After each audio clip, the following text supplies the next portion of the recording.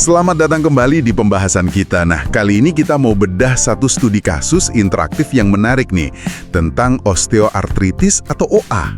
Iya, ini dari Dr. Ricky Sababalat ya sumbernya. Betul, kasus kayak gini penting loh. Anda perlu tahu, ini masuk dalam kompetensi 3A di SKDI Dokter Umum 2024. Jadi, kita mau lihat gimana sih diagnosis dan tata laksananya itu dipilih, tapi secara komprehensif. Jadi fokusnya lebih ke proses menggabungkan data-datanya ya, mulai dari keluhan sampai nanti pilihan terapi. Tepat. Yuk kita langsung aja lihat kasusnya. Pasiennya ini perempuan, usia 53 tahun. Keluhan utamanya itu nyeri di sendi tangan dan juga lutut. Udah sekitar 10 bulan dirasakan. 10 bulan ya, cukup lama. Iya. Nah, yang ditekankan di sumber ini, sifat nyarinya itu nyari mekanik. Artinya, nyerinya tambah parah kalau dipakai aktivitas, tapi kalau istirahat mendingan. Ini kayaknya petunjuk awal yang cukup khas ya. Oh iya, benar sekali. Karakteristik nyeri mekanik ini salah satu pembeda utama OA dari penyakit radang sendi lainnya ya. Kalau yang radang sendi inflamasi gitu kan, biasanya malah dominan pas istirahat atau pagi hari, terus kakunya lama. Oke. Jadi sifat nyeri ini udah mengarahkan ya? Betul, sudah mengarahkan ke OA. Terus dari pemeriksaan fisik, ada temuan deformitas yang spesifik nih. Ada nodus Bouchard, itu di sendi PIP, jadi antara ruas jari tengah. Ya. Dan nodus Heberden di sendi DIP, yang di ujung jari. Di lututnya juga pasti gerakin, kedengeran bunyi krek, krepitasi. Nah, itu dia poin penting lainnya. Nodus Bouchard dan Heberden itu pembesaran tulang yang sangat umum ya kita temukan pada OA di tangan. Sangat khas. Oke. Terus krepitasi itu menunjukkan gesekan kasar antar permukaan sendi. Artinya tulang rawannya udah mulai rusak. Jadi temuan fisik ini ya sangat mendukung diagnosis OA. Makin kuat ya dugaannya. Nah, ini yang penting juga, temuan radiologinya. Sumbernya bilang ada osteofit atau taji tulang, terus ada kerusakan tulang rawan, dan yang di garis bawah ini, celah sendi yang menghilang. Ini kayaknya parah ya kalau celah sendinya sampai hilang. Anda benar sekali. Ini temuan kunci banget untuk menentukan stadium atau grade keparahan OA-nya. Biasanya kita pakai klasifikasi Kellgren-Lawrence. Iya, Kellgren-Lawrence. Nah, gambaran celah sendi menghilang atau joint space obliteration ini ciri khas untuk grade 4. Itu stadium paling berat. Artinya kerusakan tulang rawannya sudah sangat parah, hampir habis. Oke, grade 4 ya. Dicatat. Ada satu info lagi nih, dari riwayat pasien yang dicatat di sumbernya. Pasien ini punya riwayat nyeri ulu hati. Kenapa ya detail soal lambung ini jadi penting di kasus nyeri sendi? Wah, ini relevan sekali. Sangat relevan karena langsung berpengaruh ke pilihan obat anti nyerinya nanti. Oh gitu? Iya, riwayat nyeri ulu hati atau dispepsia itu kan faktor risiko gastrointestinal, ya, masalah di pencernaan. Nah, banyak obat anti nyeri standar untuk OA, golongan OANS non-selektif misalnya, itu punya efek samping iritasi lambung. Jadi kalau ada riwayat ini, kita harus ekstra hati-hati milih obatnya. Cari yang lebih aman buat lambungnya. Oke, jadi ini pertimbangan penting untuk keamanan pasien ya.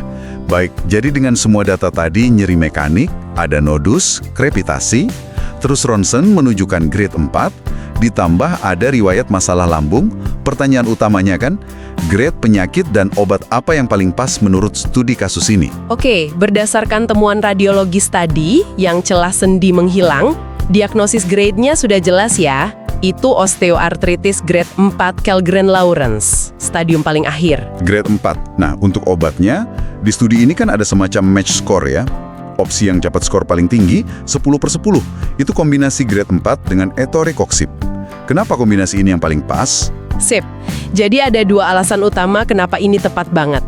Pertama, ya grade-nya cocok dengan temuan ronsen, grade 4. Oke. Kedua, dan ini penting, karena riwayat pasien tadi, etoricoxib itu termasuk OAINS yang selektif COX-2. Selektif COX-2. Maksudnya gimana tuh? S yang non-selektif, kayak misalnya diclofenac atau ibuprofen. Nah, ini bikin etoricoxib jadi pilihan yang sangat cocok untuk pasien kita yang punya riwayat nyeri ulu hati tadi. Lebih aman. Jadi lebih ramah lambung ya istilahnya? Oke, masuk akal banget. Sumbernya juga nunjukin kenapa opsi lain kurang pas ya. Kayak misalnya opsi 3 itu kalium diclofenac, skornya cuma 5/10, 510. Itu karena gradingnya salah kan, harusnya IV, terus diklofenak itu non-selektif, jadi riskan buat lambung pasien ini. Betul. Atau ada lagi opsi V, pakai morfin. Skornya rendah banget, 1/10. Ya karena memang nggak ada grade V di klasifikasi OA. Dan morfin kan bukan pilihan pertama untuk OA. Tepat sekali. Jadi kesimpulan farmakologinya atau obatnya cukup jelas ya. Diagnosisnya OA jenuh grade 4. Dan pilihan terapinya etorikoksib karena efektif dan profil keamanannya lebih baik untuk pasien ini. Oke. Tapi, nah ini perlu diingat juga, penanganan OA yang optimal itu nggak cuma soal obat loh. Ah, iya betul. Saya juga baca di sumbernya, ditekankan juga pentingnya pendekatan non-farmakologi. Benar kan? Betul sekali. Justru ini pilar penting dalam manajemen OA jangka panjang. Nggak bisa cuma andalkan obat. Sumbernya menyebutkan contohnya seperti, pertama, edukasi ke pasien. Anda perlu paham soal penyakitnya. Edukasi. Lalu latihan penguatan otot di sekitar sendi yang sakit. Misalnya kalau OA lutut, ya latihan otot paha, quadriceps. Ini penting untuk menstabilkan sendi. Dan kalau memang berat badannya berlebih, ya penurunan berat badan. Ini signifikan untuk mengurangi beban pada sendi lutut dan panggul. Oke, jadi ada edukasi, latihan otot, sama kontrol berat badan ya? Iya, semua itu tujuannya untuk meningkatkan fungsi sendi, mengurangi nyeri jangka panjang, dan harapannya memperlambat perburukan penyakitnya. Jadi, kalau kita rangkum nih Ya. poin penting dari diskusi kita ini sebenarnya bukan cuma tahu jawaban akhirnya itu grade 4 dan etorikoksib, Betul. tapi lebih ke prosesnya.